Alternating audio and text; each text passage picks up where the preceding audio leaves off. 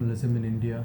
This is a chapter we are doing, chapter 2 of history, and in part 1 we studied how the nationalism in India started, in the sense that it gave a feeling of unity to everyone, because everyone was fighting against the colonial power, which was Britain, and so everyone got together to fight against them. So that gave a sense of belonging. That gave a common cause to the different varied groups in India and different parts of India. It's a big nation, and we saw that the First World War it helped in the national movement. How? Because the First World War, the Britishers, they required more money to fund their war, so they increased the taxes. Their defense expenditure went up, to finance that they increased the taxes and all that. Because the taxes were increased, so the prices of goods went up. People did not have money to buy such expensive goods in India, and they were also forced into there was forced recruitment. They were forced to join the British Army to fight the war, which they did not like. And then there was also failure of crop and influenza pandemic, influenza endemic, in 19 epidemic in 1918 and in 1920 21. So all these things, people thought that once the war would be over, these hardships would end, but they did not end. They continued. So people said that enough is enough. We have to do something about it. And they said they came together under Mahatma Gandhi, and Mahatma Gandhi gave the idea of satyagraha, which is protesting non-violently without use of force. So that was a satyagraha. And then how did the non-cooperation movement and the civil disobedience movement start? So first of all, in 1919, the Rowlatt Act came, which gave sweeping powers to the government, that they could arrest political leaders who were protesting against them, and they could put them behind bars for 2 years or up to 2 years without trial. So this was very unjust, and Mahatma Gandhi decided that he would start the non-cooperation movement, the civil non-violent, which was a non-violent. So so on 6th April, the non-violent civil disobedience movement started. Okay, and people, they went on hartal or strike. There was strike in railways, and shops were closed, and telegraph and railways services, they were disrupted, right? And so because of all these things, the British administration was facing problem, and they clamped down on the protesters. And on 10th April 1919, the police fired on peaceful protesters in Amritsar. And in response to that, there were widespread attacks on banks and post offices and railway stations, essentially the British offices, administrative offices. So to control that, martial law was imposed, and General Reginald Dyer, he took command. He was a very cruel commander. This book says the Butcher of Amritsar. So what happened was that in 1919, people were protesting, and they were protesting at Jallianwala Bagh, which is in Amritsar. So there was also Baisakhi, Baisakhi affair, where people come. Baisakhi happens after the harvesting season, right? So they come to celebrate, and so people from other villages also had come, but they did not know that the martial law was in force. General Dyer, Jallianwala Bagh has one entrance. It's an enclosed place, so he blocked the entrance and fired on the people there, even villagers who did not know, who had not gathered there for protests. So around 400 people died in that. Now that was a very big massacre, and people of India got very angry, and there were strikes and attacks on government buildings. So again, to curb that, General Dyer, he used force, and people were arrested, and he issued the crawling orders where people had to, the satyagrahis, they were arrested in large numbers and they were made to crawl on the road and rub their noses on why as they would crawl. And Press enter right here. Hmm? Press enter right here. It's okay. So this Roulette Satyagraha had been a widespread movement, but it was limited to the towns. Okay, when all this was happening, so Mahatma Gandhi, he called off the movement, right? Yes. So because of all this violence, he called off the non-cooperation movement. Because the idea was satyagraha, that violence would not happen, but a lot of attacks and counter-attacks were happening between the satyagrahis and the British force, police and force. So he called off the movement. So Roulette Satyagraha, it was limited only to towns. So Gandhiji wanted that not only towns but even villages should be involved in that, and not only villages, even other communities, especially Muslims, should be a part of this entire movement as well. So Khilafat issue was there, where in the First World War Ottoman Empire was defeated, Ottoman army was defeated, and their emperor, the spiritual leader, who was the Khalifa, he was handed a very harsh peace treaty, peace agreement, and that confined them to a very little space, and there were lots of sanctions on them. So to protest against that, the Muslims, they had formed a Khilafat committee in Mumbai in March 1919, and these brothers, Muhammad Ali and Shaukat Ali, they Gandhiji went and talked to them, and it was decided that Khilafat committee, the Khilafat movement, would be joined with the non-cooperation movement. Okay, so they came together. So why was there a need for non-cooperation movement? So in 1909, Mahatma Gandhi had written this book called Hind Swaraj. Okay, we are just recapping what we did in lecture 1. So so Hind Swaraj, which said that Britishers came to India because Indians let them come, and they were able to stay in India and rule in India because Indians were letting them do that.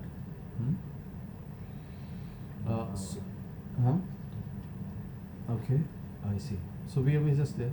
So he said that we need to connect with this for your revisions. Okay.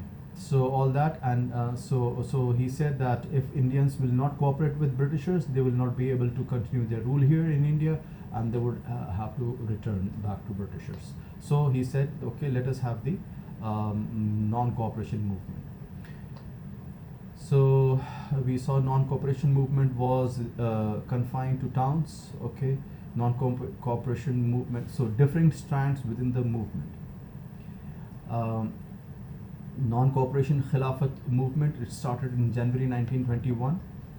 Okay, Swaraj, they wanted Swaraj, which is self-government, and in towns, when the non-cooperation movement started, the middle class participated in cities and towns. So how did they participate? They boycotted. They boycotted self-government controlled schools and colleges. Students, they stopped going there, and headmasters and all these things, and they stopped buying foreign goods. But this did not happen for too long. This did not help for too long, because Indians did not have their own manufacturing. So earlier they were buying imported cloth, but Indians did have khadi cloth, but it was very expensive because it was not mass produced in factories. So they had to return back to the foreign goods, which were comparatively much cheaper. And also the students and government officials, they had to return to these institutions because there were not alternative institutions in India where they could go, or schools or colleges where they could go. So this kind of didn't work out. So this is where we finished last time until here. So we are going to start from 2.2, section 2.2, which is rebellion in the countryside. So far we have seen that there has been rebellion in the towns and cities, right? What happened in the countryside? So there are different this thing, how peasants saw Swaraj, also how tribals saw Swaraj, tribal peasants, and how plantation workers saw Swaraj. Okay, what was Congress's what was the interpretation of Congress about Swaraj, and also, you know, women, they were part of the protest for the first time. Okay, so here we will see how the movement, non-cooperation movement, and the demand for Swaraj was seen in the countryside, in the Yes. villages. So first of all, peasants' interpretation. These are peasants. How did they interpret Swaraj, which is self-governance? So in Awadh, which was in Uttar Pradesh, the peasants were led by Baba Ramchandra. He was a sannyasi. What's the sannyas? Sannyasi is someone who leaves the, you know, is like a monk. I see. Like sannyasi is a person who leaves the worldly things and goes and just prays, you know, worships in villages, or gives up, you know, the worldly things that attract you, wealth and family and all those things. Even so, he had been taken to Fiji earlier as an indentured labor. Indentured labor is forced labor again. Okay, indentured labor was a system of bonded labor. This had started after slavery was abolished.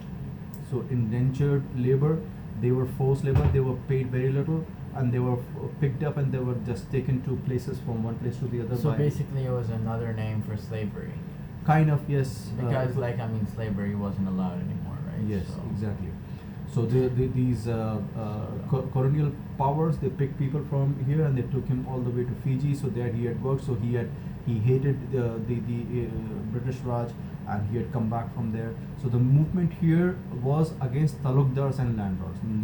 The peasants, they are not directly, you know, affected by the What are British Raj.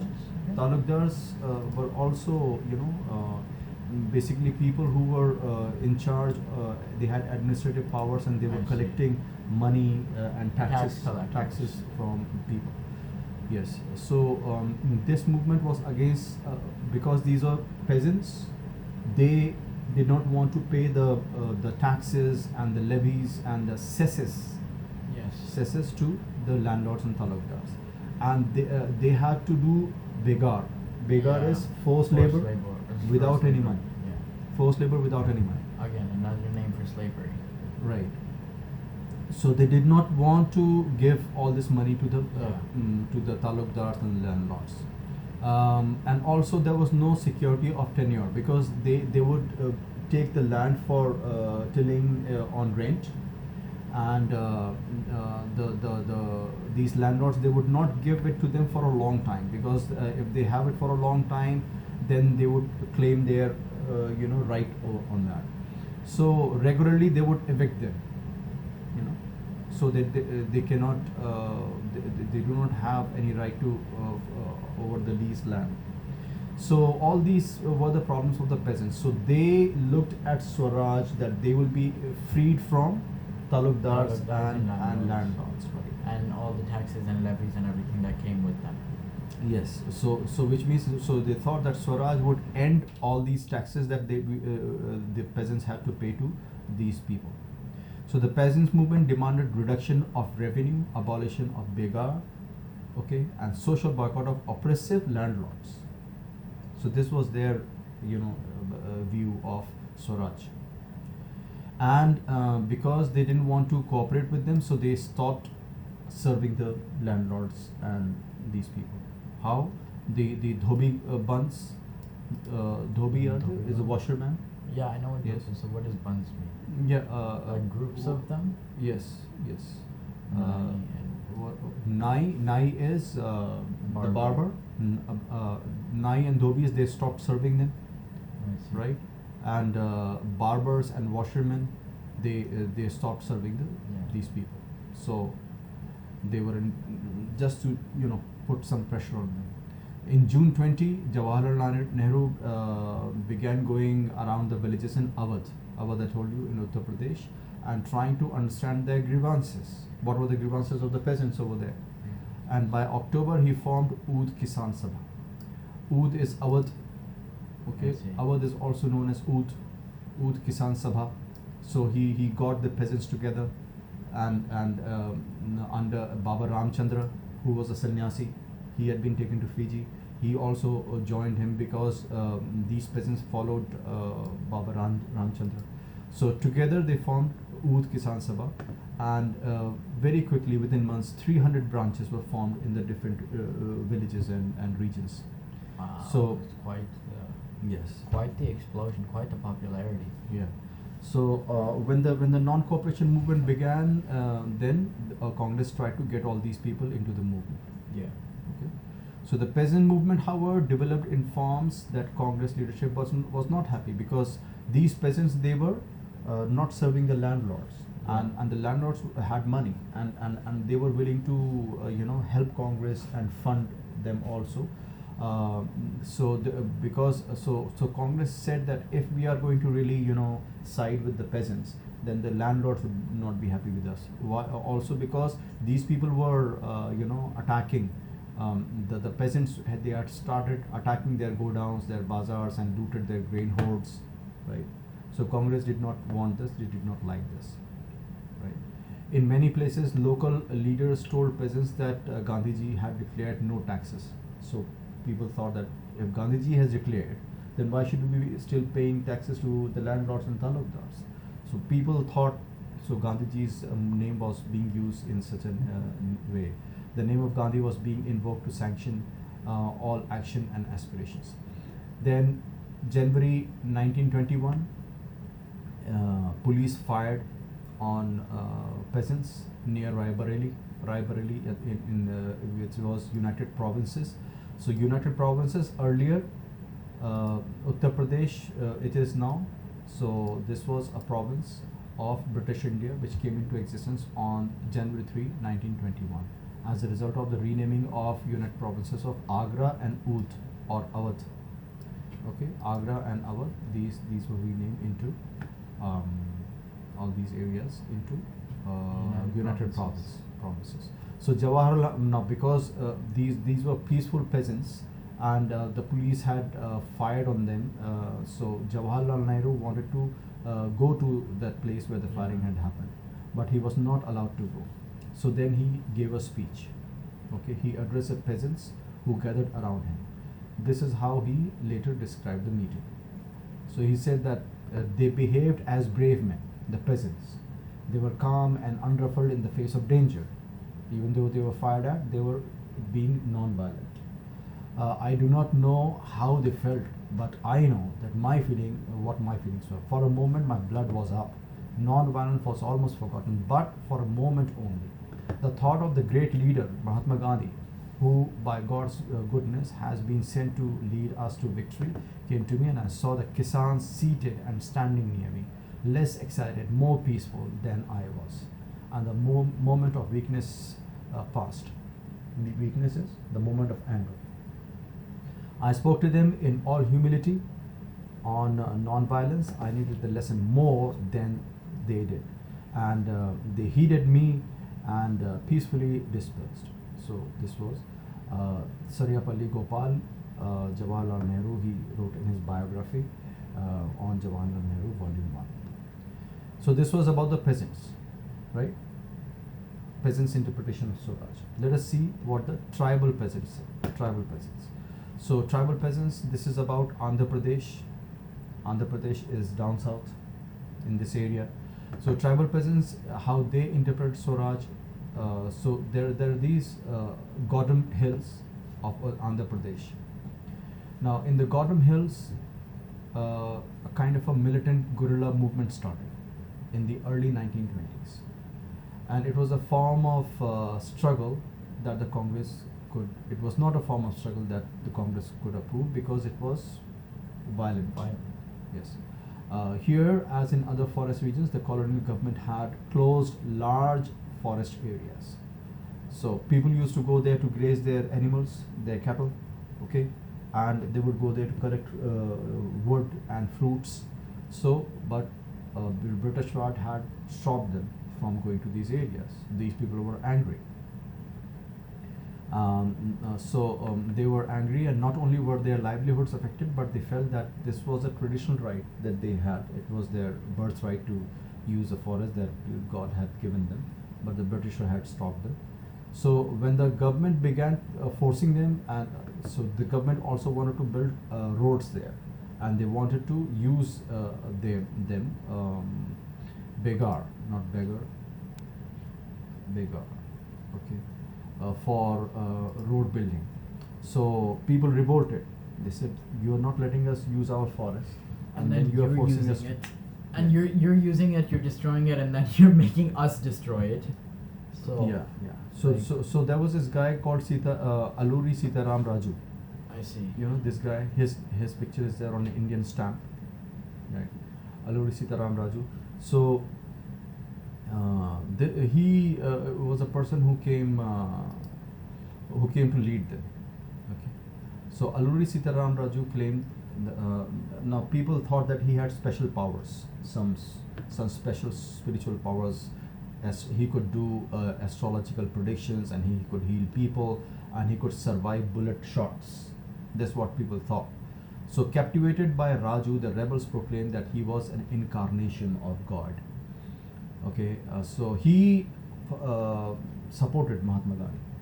Yes, his idea of non-cooperation movement, and he said that he also asked people to wear khadi and not use foreign goods like foreign liquor and foreign clothes, and he supported the non-cooperation movement. He said we should not cooperate with Britishers, but he did not believe in the use of non-violent means. He said that we need to use force, we should be violent. So and Gordon rebels, a lot of them, they attacked police stations and tried to kill some British officials, and this guerrilla warfare was on. So later Raju, yes, this guy Alluri Sitaram Raju, he was arrested in 1924 and he was executed. So he became a folk hero. Okay, so this was about the tribal peasants, right? Now let us go and see what the plantation workers, how did they interpret Swaraj? This might be the last one. It's 9 o'clock. 9:15. 9:50. We started at 9, my friend. We are going to finish at 10. So plantation workers interpretation, how did they? Are you able to concentrate? Yes. And understand? Okay. So stop looking at the clock, please. I just looked at it once. Fine. So plantation workers, how did they see Swaraj? So this is in Assam, northeast.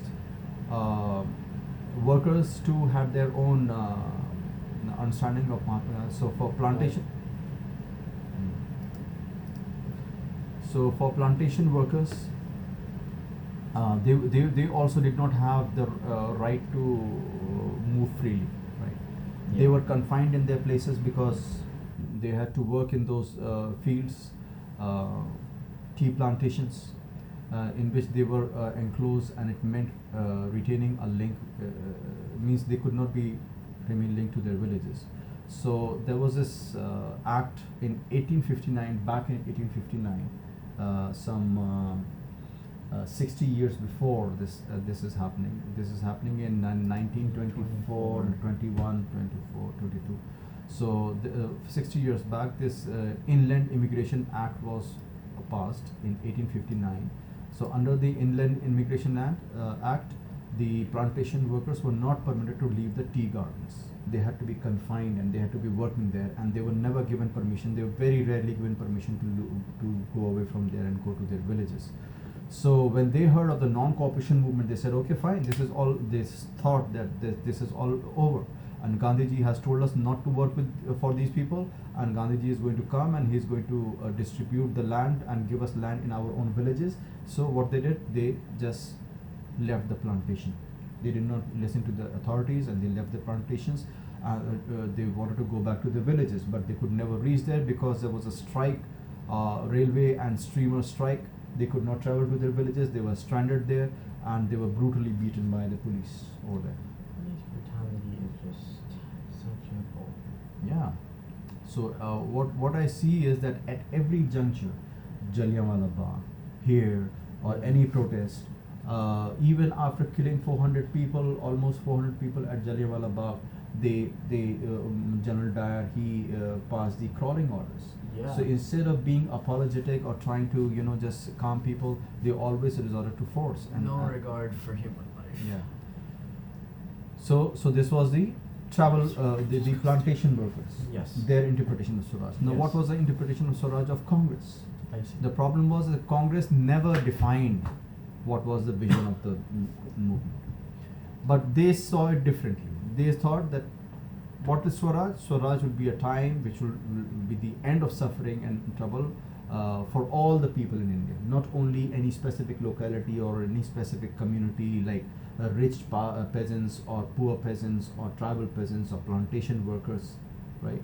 So they thought that tribal, when workers chanted Gandhiji, Swatantra Bharat, so they said Swatantra means free, Swatantra right? is free, yes.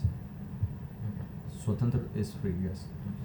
So they were linked to the movement, and they identified the movement which went beyond the limits of immediate locality. I see. So they saw that, okay, Swaraj means that the entire country will be free, Free. will be Swatantra. Yes. Bharat. Swatantra Bharat means free India. Free India. Then in 1922 in Uttar Pradesh, Gorakhpur, there is a place called Chauri Chaura. There was a peaceful demonstration going on, but police fired at people. A lot of people died, as you can see here. Oh wow. Dead bodies. They're all dead? Yeah, Yikes. so many people are dead. So this was a peaceful procession, and people died. And again, there was so much of violence from the police, and so Gandhiji again called off the movement for the second time, right, in 1922. Before it was after Jallianwala Bagh, right? Mm-hmm. Now this one was after Chauri Chaura. So now, after this, the civil disobedience movement started. Means the non-cooperation is kind of finished, not finished, but it has gone to a higher, more intense level, which is civil disobedience, which means we are going to break law also. Non-cooperation is we are not going to cooperate, we are not going to work for them, we are not going to buy their goods, we are not going to cooperate with them. But now it went one step up, which was civil disobedience, that we are also going to break their laws. Yeah. Okay. So in February 22, Mahatma Gandhi decided to withdraw the non-cooperation movement after Chauri Chaura. So he felt that the movement was turning violent in many places, and Satyagrahis needed to be properly trained because they were still resorting to. So he said that this is not working because we end up being a little impatient, and we should not resort to these things. Yeah. We should just protest peacefully and not leave our fields and start going back to villages and this and that. So like this. Big part of that was obviously because there was so much violence, which Yeah, but violence, but we gave them a chance to justify their violence. Huh? The peasants, if they are Yeah. leaving the plantations Yeah. and going back to their villages, then police is stopping them, and police has a reason to stop them or use force. What apparently Gandhiji said was that you do not leave things and keep working in your plantations and protest over there. No, so how my question is, how is that non-cooperation? Because you're not working on the fields for your own good, you're working on the fields for the British, right? Yeah, For tea. yeah. So that's why they left, because they were not supposed to help the British, so they're not farming tea for them anymore. yeah. And So I mean, no matter what they do, beating up, like brutally beating someone up at innocent civilians at like a TV station, I don't think is in any way justified. Yeah, it is certainly not justified. That's what he said, that we are not able to appeal to their to their conscience. Yeah. Because there were also attacks on police stations and their government installations from the Satyagrahis. No, yeah, that's what I'm saying. Ki, like a lot of like they were supposed, the Satyagrahis were not supposed to be violent, right? But in a lot of places they were being violent. So like the whole idea of Satyagraha was kind of gone for a toss, which is I Yeah. think why he called it off. Yeah.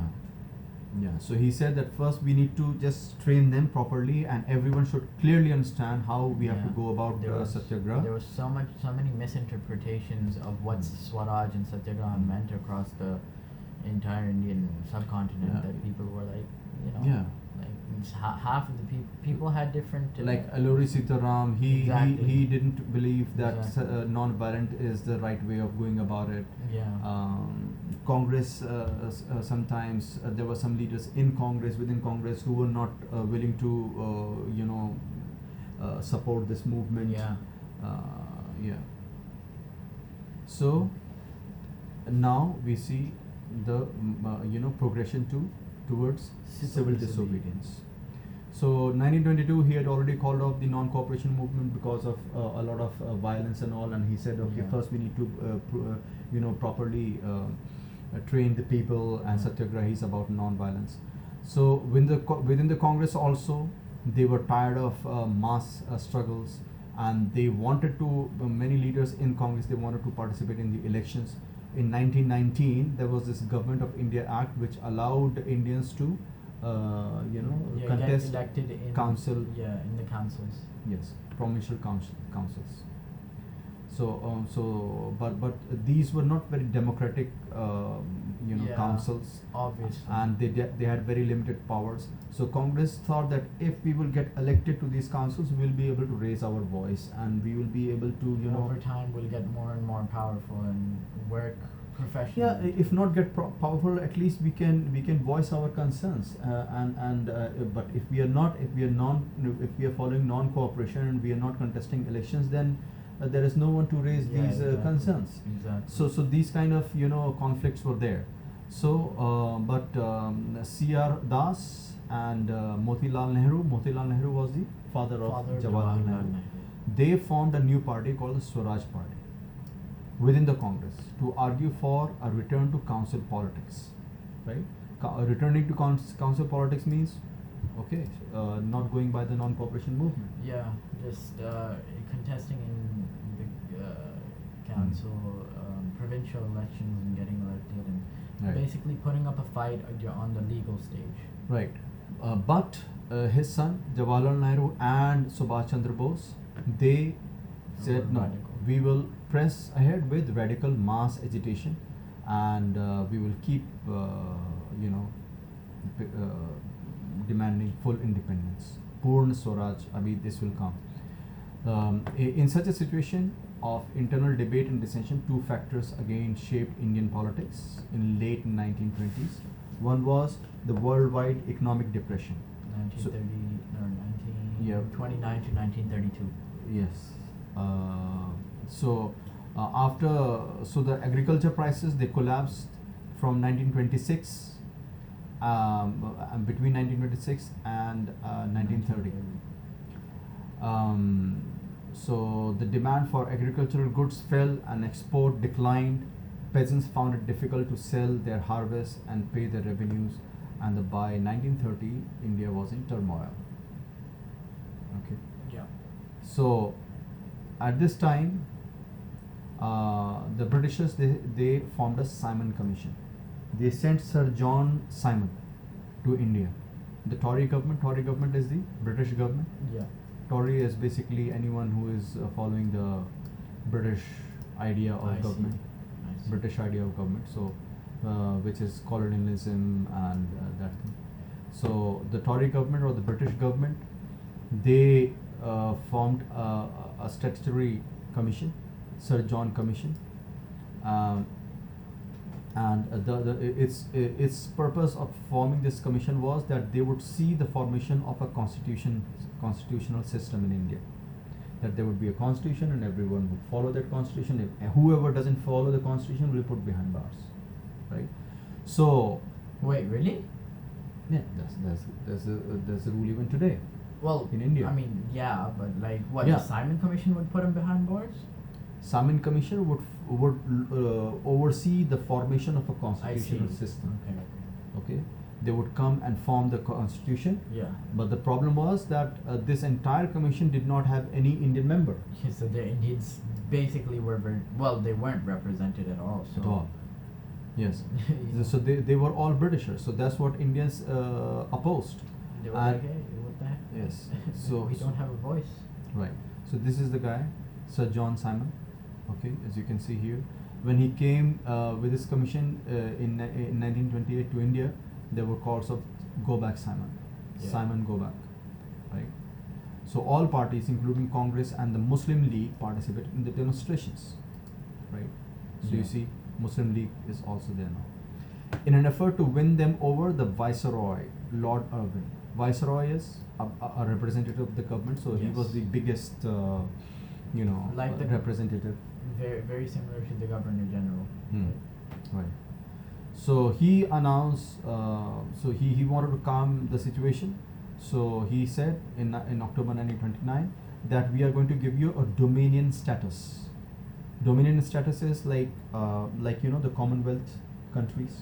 I sort of all, not all, really. all the countries that have been colonies of British Yeah. government in the past, they are all called Commonwealth countries. I see. So they all owe allegiance to the Queen, even though they Yeah. have their own governments. They owe Oh, so like allegiance. the Queen is their sovereign patron. Exactly. Okay. Even Canada is a Commonwealth country. India is a Commonwealth country. Fiji is a Commonwealth country. There are around 26 I see. countries. Wow, Britain took over 26 countries. Yeah, or Quite or impressive. their representatives later on Yeah. went there. So these so he kind of gave a sweeping or kind of a thing, kind of a Something to- vague offer, Yeah. a vague offer to Indian leaders, saying that okay, well it's all right, let the Simon Commission do its work. We are going to give you a dominion status. You will be like one of our Commonwealth countries where you will have your own government, this and that. You will have a fair amount of freedom to run Yeah. your things. So we will give you that status sometime later, and you will Sometime later. yes, and you'll be able to form join a roundtable conference where you can express your Discuss. concerns. Yeah. Right. Let's be honest, nobody was actually convinced by that. Exactly, that's what happened. So this did not satisfy Congress leaders exactly. like Jawaharlal Nehru and Subhash Chandra Bose, and they said no, nothing doing. We are Give not us our accepting country. this. Yes, they became more assertive in Yeah. fact, and all the people who were liberals and moderates, unlike Jawaharlal Nehru and Subhash, they started losing, their influence, and gradually. Jawaharlal Nehru, these younger leaders, Subhash Chandra Bose, they had a Lahore conference in December 1929, and there they decided that we are going to ask for full independence, or Purn Swaraj. Swaraj is self-governance and Purn is complete. So full independence. So it was declared that on January 26, 1930, they are going to celebrate the Independence Day. So when people were to take a pledge to struggle for complete independence, so we are going to pledge for our Complete independence. Yes, complete independence. But the celebration attracted very little attention. So Mahatma Gandhi had to find a way to relate this abstract idea of freedom to more concrete issues of everyday life. Yes. So this was the pledge of 1920 of the Independence Day, which they said would happen on the 26th of January 1930. We are going to put our demand for Purna Swaraj, or complete independence. We believe that it is the. Can you read on? Yeah. We believe that it is the inalienable right of the Indian people, as of any other people, to have freedom and to enjoy the fruits of their toil and have the necessities in life, so that they may have full opportunities of growth. We believe also that if any government deprives a people of these rights and oppresses them, the people have a further right to alter it or abolish it. The British government in India has not only deprived the Indian people of their freedom, but has based itself on exploitation of the masses and has ruined India economically, politically, culturally, and spiritually. We believe, therefore, that India must sever the British connection and attain Purna Swaraj, or complete independence. Right. Okay. Yeah. So they said that every country has a right to have its own governance, and these people, the Britishers, they have not Taken away our rights. Yes, and they have exploited us. So here, these are the top-notch freedom fighters. This is Mahatma Gandhi. Okay, meeting of Congress leaders at Allahabad. Allahabad is in Gujarat. Yes. Yes, in 1931. Apart from Gandhiji, you can see Sardar Vallabhbhai Patel. Extreme left. I think Sardar Vallabhbhai Patel, extreme left, and Jawaharlal Nehru. I think it must be him. This guy, Jawaharlal Nehru. Extreme right. And Subhash Chandra Bose, fifth from right. From right. 1, 2, 3, 4, 5th. This guy is Subhash Chandra Bose. Okay. So these people. Then, now the civil disobedience movement has to start. The Dandi March or the Salt March. Yeah. So, Mahatma Gandhi, he saw that salt is a powerful symbol. Salt is a powerful symbol. Why? Because everyone uses it. It's a staple in every single Yeah, food. rich and poor, everyone need. But Exactly. you have taken away this right from us Exactly. to produce salt. to produce exactly. salt. Right. On 13 January 1930, he sent a letter to Viceroy Irvin, stating 11 demands. These were general demands, which covered all the classes, peasants, tribals, and all those Yeah. things. So everyone could relate to it, and everyone would rally behind Gandhiji. Yep. Right. So that all the classes would within Indian Identify. society would identify with these There demands. were also specific demands for Yeah. different classes. Yes, and then there were some specific demands like salt. Exactly. The Dandi March, during the Salt March, Mahatma Gandhi was accompanied by 78 volunteers. These volunteers were his trusted people. 78 volunteers, and on the way, thousands of people joined this Dandi March. So the most stirring of all was the demand to abolish the salt tax. Salt was something consumed by rich and poor alike, and it was one of the most essential items of food. The tax on salt and the government monopoly over its production, Mahatma Gandhi declared, revealed the most oppressive face of British rule. Yeah. So it was a kind of an ultimatum that Mahatma Gandhi had given to Lord Irvin, the Viceroy Irvin, and the ultimatum was that if the demand were not fulfilled, those 11 demands he had given, then on March 11, 1930, the letter stated the Congress would start the civil disobedience campaign. Then, which means we will start breaking the laws. Breaking laws. But Lord Irvin, he was not willing to negotiate. Of course, why would he be? So Mahatma Gandhi started his famous Salt March on 12th March 1930, and his 78 of his trusted volunteers were with him. They marched over 240 miles. That is what, almost 300 and something kilometers. 300. Yeah. More than 300. 600, 700 plus. No. Yeah, The conversion is 1.96. Yeah, so which is almost 2. True. Right? So 600, around 500, 600 kilometers. Yeah, So that's still a lot. That's a lot. So the march was over 240 miles from Gandhiji's ashram in Sabarmati. So Sabarmati in Gujarat, Gandhiji had his ashram there. What's an ashram? Ashram is basically a kind of a school. I see. Ashram is a place where you give refuge to people, or you stay there and you educate people, you help them. Ashram, that's the place where he stayed. So in Sabarmati. So that's why he's called Sabarmati ke Sant. Sant is the monk or the religious leader. Sant is a pious person. I see. So Sabarmati ke Sant, because he had his ashram there and he is Mahatma, so he was called a Sant. So the march was 240 miles, and it went from Sabarmati to the Gujarat coastal town of Dandi. So it's a coastal town in Dandi, which is called Dandi. That's why it's called the Dandi March. So the volunteers walked for 24 days. Wow. 10 miles every day. That's almost 20 kilometers every day. Yeah. So thousands came to hear Mahatma Gandhi, and on 6th April, they started on 12th March, and 6th April, they reached Dandi, and ceremonially, they boiled seawater, and the civil disobedience movement started. So civil disobedience movement started on The 6th of April. 6th of April 1930. 30. Right. So how was it different from the non-cooperation movement? In non-cooperation movement, we refused to cooperate with the Britishers. Now we break laws. Okay, now we break laws. So non-cooperation was in 1921-22.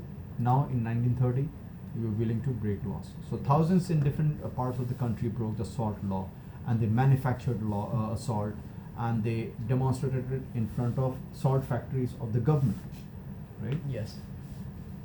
So as the movement spread, foreign cloth was boycotted, and they refused to pay the taxes to chowkidari taxes and revenues. Chowkidari is again, chowkidar is also chowkidar is basically Like a guard, right? like or a security guard. Yes, yes. So they were not willing to pay these taxes, and village officials resigned from their posts. So all this is a mix of basically non-cooperation and civil disobedience. And people in the forest, there was this act where they were not allowed to go in the forest. They violated the forest law, and they went there. And in the reserve forest also, they went inside to graze their cattle and to collect wood, right? So this is civil disobedience. Even though you see they are not being violent, but they are breaking laws. So worried by these developments, the Britishers, they started arresting the Congress leaders. Obviously, take out the leaders, Now- the rest fall in line. Yes. Khan Abdul Ghaffar Khan, he is known as Frontier Gandhi because he was a big disciple of Mahatma I Gandhi. see. Yes. So he was arrested in April that year, 1930. And the angry crowds demonstrated in the streets of Peshawar, which is in Pakistan, facing armored cars and police firing. They had armored cars back then in 1930? The police had, Really? yeah. Oh. Ah, come on, the First World War. Oh, true, they had tanks in the first one. Yeah. Yeah. So many of them were killed. You know, the Yikes. protesters. So the police cracked down on satyagrahis in 1930. Here it is. 1930. Yeah. That is a pact. No. Oh yeah. Okay, 1930. Hmm. Alright. So a month later, when Mahatma Gandhi himself was arrested, Oh, he was? he was oh, arrested. Obviously, Yes. he was, yes. So industrial workers in Sholapur is in Maharashtra. I see. Maharashtra, you know, Yeah. Mumbai is the capital of Maharashtra. So also a coastal city, state. So Maharashtra industrial workers in Sholapur attacked police posts and municipal buildings and law courts and railway stations. So all these were structures of British rule, right? Yeah. And so again they resorted to brutal repression. So you see, after Satyagrahis attacked police and government offices to protest the arrest of Mahatma Gandhi and Abdul Ghaffar Khan. So in the wake of the Gandhi March, the police attacked Dandi. peaceful Dandi March. Yes, the police attacked the Satyagrahis. So women and children were beaten up. Okay, that And- is height of brutality. Yes, and 100,000 people were arrested. That is intense. Then again, in such a situation, Mahatma Gandhi once again declared to call out the movement and entered into the pact with Lord Irwin on March 5, 1931. So again, the civil disobedience.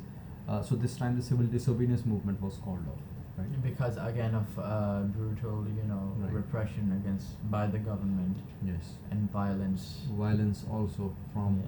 the Satyagrahis. Really? I thought they said that they were peaceful. Right? This was peaceful, but before that, Oh yeah, they were okay. Yes, Okay. they attacked police posts and all Post that in municipal Sholapur, buildings, yeah. right? Because Gandhiji was arrested, Khan Abdul Ghaffar Khan was arrested, right? Yeah. Because they were breaking the laws, Yeah. right? They were entering the forest, they were making salt and all these things. So police It was like was okay. stopping them, and there were attacks on their installations, Yeah. all the government buildings. Now Gandhi-Irwin, what was the Gandhi-Irwin Pact in 1931? This pact consented. You see, he had made a vague promised that we are going to give you a dominion status. Yes. So Gandhi consented to participate in a roundtable conference. In the first roundtable conference, Congress had not participated; they had boycotted it because they did not want to have this thing. They said we want Poon Swaraj. In London, so Gandhiji went to London, and the government agreed to release the political prisoners. The British people said that we will release all of the political leaders. Right.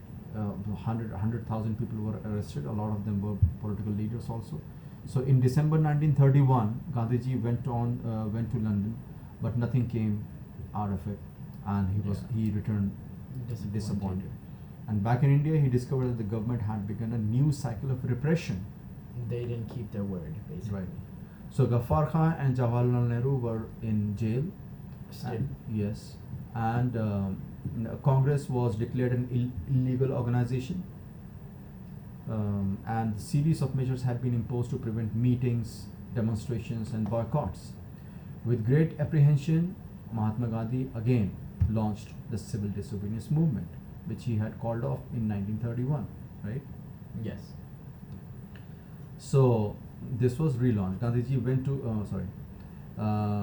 but again, because he went to the roundtable conference, he went all the way to London, he called off the movement before going there, and then again he relaunched.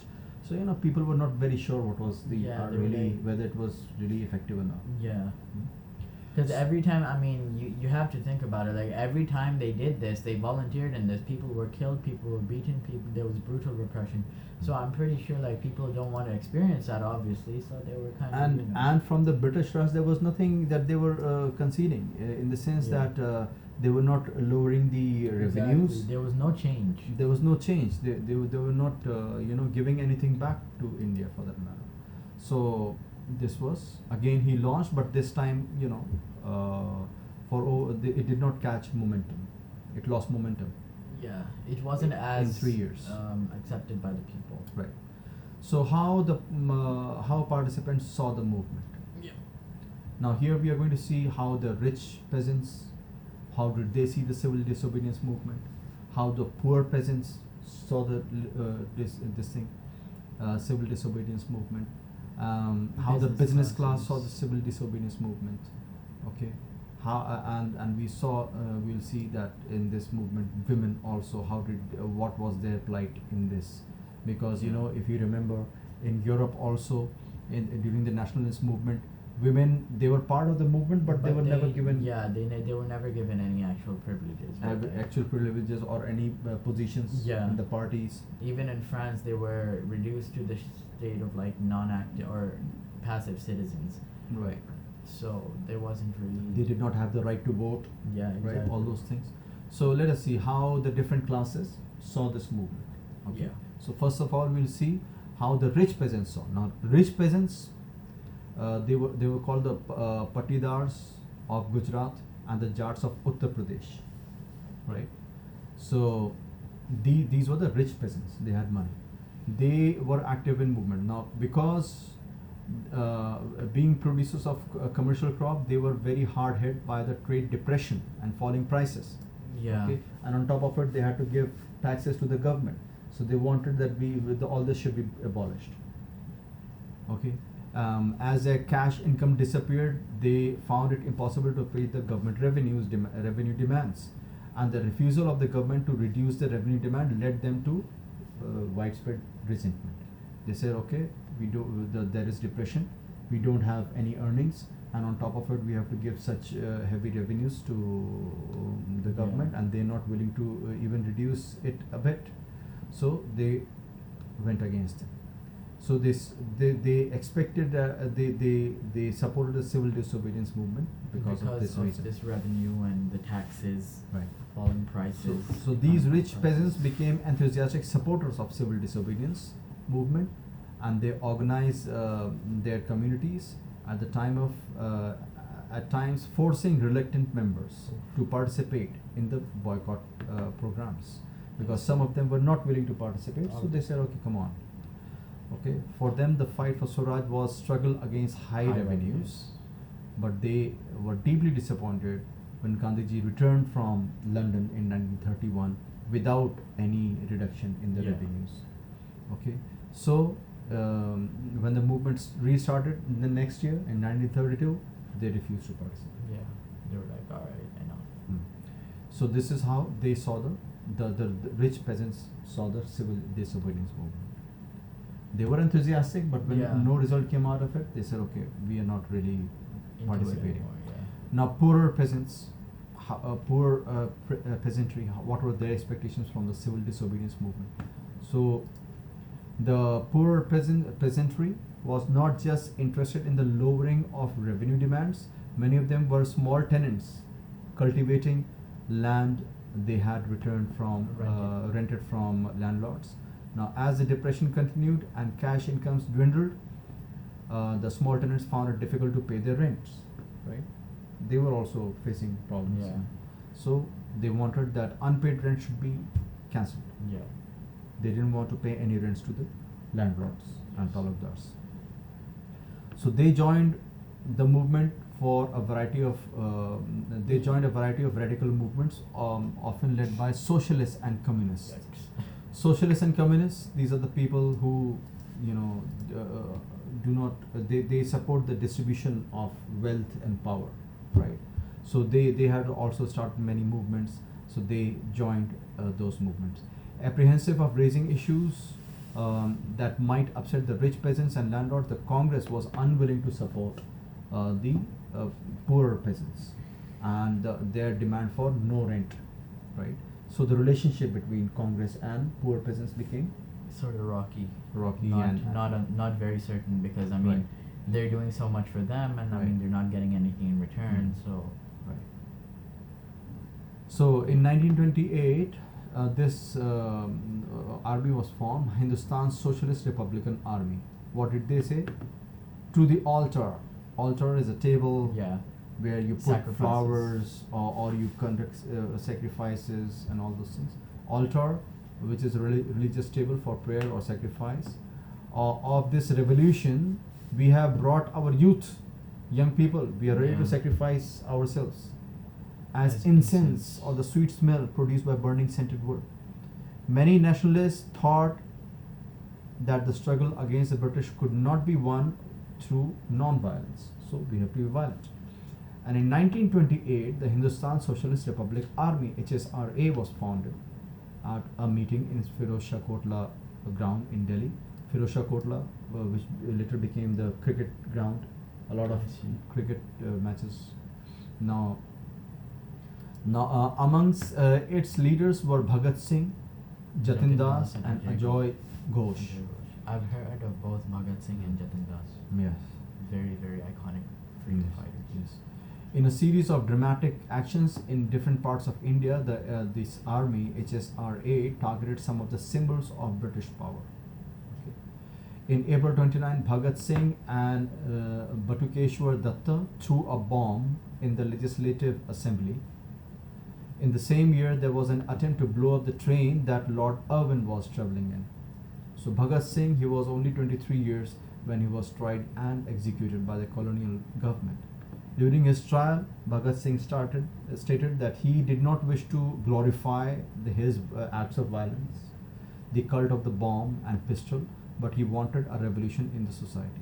Revolution is an inalienable right of mankind. Freedom is the Imprescriptible. a birthright of all. The labor is the real sustainer of society. To the altar of this revolution, we have brought our youth as incense. Yeah. For no sacrifice is too great for so magnificent a cause, which is fighting for your nation. Yes. We are content. We await the advent of revolution. Inqilab Zindabad. Inqilab is revolution. Revolution. Right. So this was the poorer peasants Yeah. who didn't want to pay taxes to the landlords. And also the Hindustan, what is it? Socialist Republican Army, HSRA. Right. This was Bhagat Singh's Yeah, view. yeah. Was Yes. Bhagat Singh a peasant? Must have been, I guess. Yes. He was 23, and Yeah. this was formed by this army was formed by these people, right? Yeah. Okay. Okay.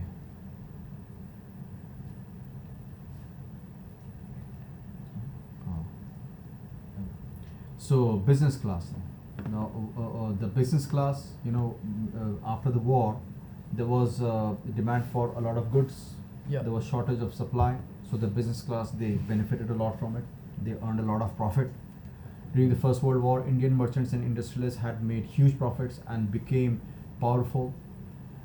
Keen on expanding their business, they now reacted against the colonial policies that restricted business activities. They were bringing their own goods inside India, or they had set up their own factories that they wanted to sell goods off in India. Yeah. So these business people from India, they were not able to conduct their business freely. So they wanted protection against imports of foreign goods. And rupee sterling was the British currency. Equivalent of like paisa, I think. Right? Rupee, no. Sterling is the British pound. Sterling pound. Oh, I see. Okay. So the exchange rate. Oh, okay. The exchange rate, they wanted the exchange ratio that would discourage imports. Okay. Right. So. Yeah. Right. So if you devalue the money, if you devalue your currency, it means that you are paying more. You see, for example, Yeah. if right now what happens is that every country trades in American dollars, right? Yeah. So there are allegations on China that they have by force, and it is unfair on their part. Everyone says that they have deliberately devalued their currency. I see. So if the ratio, say for example, if 1 yen, what China has yen? It's yen. I Yes. think. So if yen is Japan. No, I think it's China. Anyways. Anyway. So if their currency, if for example, if India, if we say India also trades, does export import, and if you have to import something, you have to pay dollars. Now if you devalue your currency, it means if one dollar is say 100 rupees, the exchange rate or the exchange ratio, okay, but you say no, we are devaluing it further, we are devaluing Indian rupee further, and we are saying 200 rupees for every dollar. So if you are importing, you see how much dollars you will have to buy. Yeah. You'll have to buy more dollars, right? Because if you have to pay $10, then It's 2,000 rupees. yes. So import will become expensive. People will have to give more rupees. Yeah. Will have to give more rupees. Yeah. They don't want to. And at the same time, if you are exporting, you are getting more money. rupees also. Yeah. So that's what they said. That rupee sterling ratio, exchange ratio, that would discourage imports. So they wanted to devalue the rupee. They wanted to devalue the rupee. I see. Britishers, they did not want to do that because Well, they wanted to bring in more Exactly. of their goods. Yeah. So import. So to organize business interests, they formed these organizations: Indian Industrial and Commercial Congress in 1920, and FICCI, which is still in New Delhi. If Oh, you really? go to near Delhi Heart, if you've heard of Delhi Heart, Yeah. Isn't that like a popular like there's a kind of place. market? Yeah, in Delhi Heart, where they have these traditional shops. Yeah. And for every state you get traditional handcrafted goods and all. So near there we still have the Federation of Indian Chamber of Commerce and Industry, which is FICCI. I see. Is it still running, or is it Yes, just like the? no, it is okay. still there. It is the Indian Chamber of Commerce and Industries. Nice. Yes. So all the business people, they have conferences there every now and then, and when the policies are formed, they have a say in those things. It's pretty Right. nice. So led by the prominent industrialists like Purushottam Das, Thakur Das, and J.D. Birla, You know, GD. Birlas and Tatas, they're the big Yeah. industrialists in India. GD. GD Birla. The industrialists attacked colonial control over the Indian economy and supported the civil disobedience movement when it was first launched. They gave financial assistance and refused to buy or sell imported goods. What does financial assistance mean in this context? They gave financial assistance to the civil disobedience movement. Oh, okay. That yeah. okay, we They will funded support it. you. We will support you. Yeah. Yes, don't go to jobs, and we are going to help you. We are going to help funding Yeah. the food for the satyagrahis who come from villages. So yes, I let's go see. for it. Yeah, so because they were rich, right? So Yeah, they had money, and they wanted the British colonial rule to finish, Yeah, so they were wanted willing them to out. finance it. Yes. So most businessmen came to see Swaraj as a time when colonial restrictions on business would no longer exist, and trade and industry would flourish without constraints. I see. But after the failure of the Round Table Conference, 1931, when Gandhiji had gone there to London, the business groups were no longer uniformly enthusiastic. I see. Just like the rich peasants, Yeah. they were not enthusiastic anymore Yeah. because the revenues were not government revenues were not Yeah. were not brought down.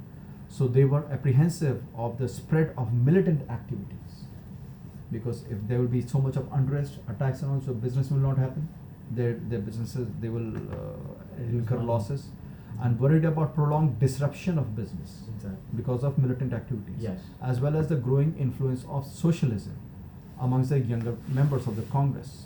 Socialism, again, You have that to distribute your money fairly, right? Yes. So they don't want to lose money yeah, there should not be concentration of power or money in any one few person's hands, hand. yes. Yeah. So the industrial working class did not participate in the civil disobedience movement. Okay, industrial working class. Yeah. They did not. Working class, the laborers we are The talking about. labor. Why? Because in the civil disobedience movement, in large numbers, except in Nagpur region, Maharashtra. I Why see. Nagpur region? As industrialists came closer to the Congress, workers stayed aloof. But in spite of that, some workers did participate in the civil disobedience movement, Yeah. selectively adopting some of the ideas of Gandhian program, like boycotting of foreign goods as part of their own movement against low wages. So why were these workers not willing to participate? Because the wages they were getting from the industrialists were very low, and the working conditions were poor. Yeah. They said, you are not doing anything about that. You are not pressurizing the industrialists. You are not improving our wages. We are not so much a part of it. Yeah. So, but some of them did. Yeah. There were strikes by railway workers in 1930 and dock workers in 1932. In 30, thousands of workers in Chota Nagpur, tin mines, wore Gandhi caps and participated in protest rallies and boycott campaigns. But the Congress was reluctant to include workers' demands. Again, they didn't want, because the industrialists were willing to fund them, finance them, give them financial So assistance. many decisions. Yes. So they said we cannot really, side Okay. with the workers and demand workers' demands as part of the program of struggle. Yeah. It felt that it would alienate industrialists and divide anti-imperial forces. Yes. Anti-imperial forces are anti-colonial The forces. Anti-colonial forces. Yes.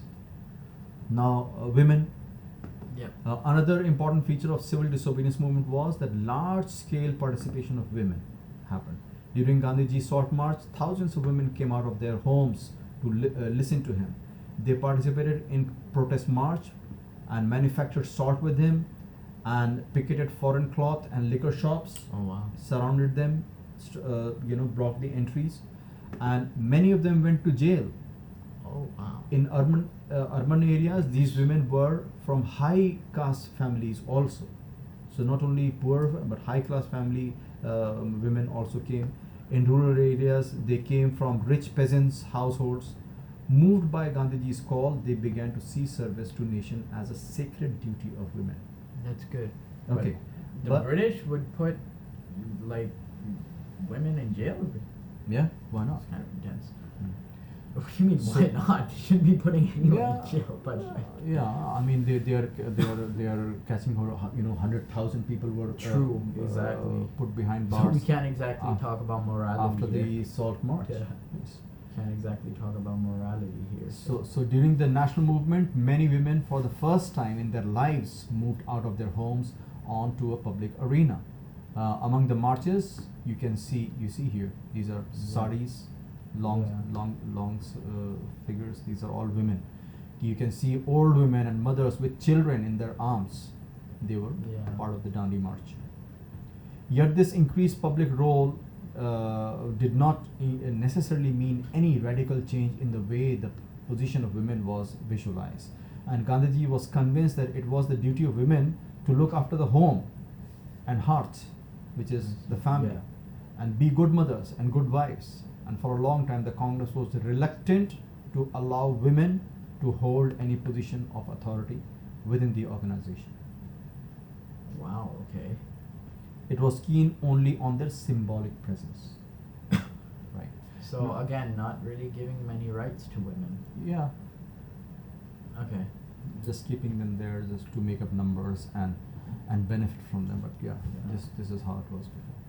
Now these are some important dates. 18 and 19, 1918 and 19, distressed UP peasants organized by Baba Ramchandra. Okay. April 1919. Yes, Baba Ramchandra, who had gone to Fiji as an indentured worker, labor. So he organized these people. Then in April 19, the Hartal started after the Rowlatt Act and also the Jallianwala Bagh massacre. January 1921, non-cooperation and Khilafat movement was launched. Chauri Chaura, protesters were shot at. Yes. So after that, in Chauri Chaura, after that shootout, February he withdrew the non-cooperation movement. Then 1924, Alluri Sitaram Raju, he was arrested and executed, ending 2-year armed tribal struggle. December 1929, you see all these things are happening. 18, 19, 19, 21, 22, 24. And then we jump straight to 29. Yes. 24 and 29, Lahore Congress, they adopted Purna Swaraj. Yes. Remember their Independence Day pledge for Purna Swaraj, December 1929. Purna Swaraj. 1930, that pledge was the next year in January 26, 1930. I see. Yes. I remember because now we have the Republic Day on this thing. Yeah. It's Independence Day. 1930 on 26 January. So 1930, Ambedkar established. We have the Republic Day on 26 January here. So that pledge was on 26 January 1930. Yeah. Yes. The Independence Day pledge. Yeah. So 1930, Ambedkar established Depressed Classes Association. To help like tribals and scheduled class and scheduled class. Yes. We will talk about Ambedkar in the next session. Yeah. Section. Okay. What time is it? No, it's fine. 9. Yes, we will just do for another 10-15 minutes. It's 5 minutes. Yes. So Gandhi March in 1930. March 1930, Gandhi begins civil disobedience movement by breaking the Salt March at Dandi. Salt law at March. At Dandi. Salt law at March, yes. At Dandi. Yes, at Dandi. Dandi was a city. Yes. The coastal city. Yes. By breaking the salt law at Dandi.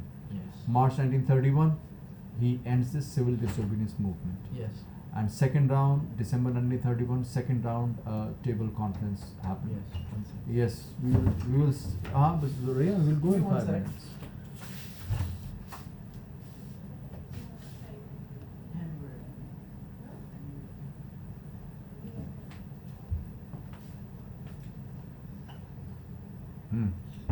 Yes. So, and then 1932, civil disobedience movement was relaunched. Okay. So the civil disobedience movement was there in 1931. Yeah. And then December 31, the second roundtable conference when he went to London, nothing came out of it, and civil disobedience relaunch. But it didn't really work. Yes. So, okay, let us stop here, Yes. and we will finish the rest of it in the last lecture, which will be Yes. tomorrow, inshallah. Yeah. Yeah, khalas, it's not Yeah. much. We'll be able to finish it. It's okay. Alright. Okay.